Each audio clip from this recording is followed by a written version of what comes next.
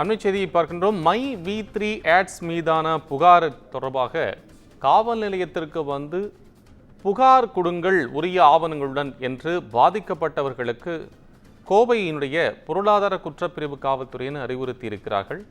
தொடர்பான விவரங்களுடன் செய்தியாளர் ஞானசேகரன் இணைப்பில். ஞானசேகரன், காவல்துறையினுடைய அறிவிப்பு பாதிக்கப்பட்ட மக்கள்கிட்ட என்ன சொல்லியிருக்கிறாங்க, முழுமையான விவரம்?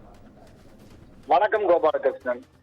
கோவை பொருளாதார குற்றப்பிரிவில் மை வி3 ஆப்ஸ் நிறுவனத்தினர் பொதுமக்களிடம் முதலீடு தொகை பெற்று திரும்ப தராமல் ஏமாற்றியது குறித்து குற்ற வழக்கு பதிவு செய்யப்பட்டு வழக்கு விசாரணை நடைபெற்று வருகிறது. மை வி3 ஆப்ஸ் நிறுவனத்தில் தமிழகம் முழுவதும் உள்ள அனைத்து மாவட்டங்களைச் சேர்ந்த பொதுமக்களிடம் பணத்தை முதலீடு செய்து ஏமாற்றப்பட்டுள்ளனர் என்பது விசாரணையில் தெரிய வந்துள்ளதாக காவல்துறையினர் தெரிவித்துள்ளனர். இந்த நிலையில் அந்நிறுவனத்தில் முதலீடு செய்த பணம் திரும்ப கிடைக்காமல் உள்ள பொதுமக்கள் அனைவரும் உடனடியாக கோயம்புத்தூர் காவல் ஆணையர் அலுவலக வளாகத்தில் உள்ள பொருளாதார குற்றப்பிரிவு அலுவலகத்திற்குள் பணம் முதலீடு செய்ததற்கான அசல் ஆவணங்கள், பாஸ்போர்ட், புகைப்படம், ஆதார் அட்டை மற்றும் இதர ஆவணங்களுடன் நேரில் வந்து காவல் துணை கண்காணிப்பாளர் பொருளாதார குற்றப்பிரிவு கோவையில் புகார் மனு அளிக்குமாறு அறிவுறுத்தப்பட்டுள்ளனர். கோபாலகிருஷ்ணன்.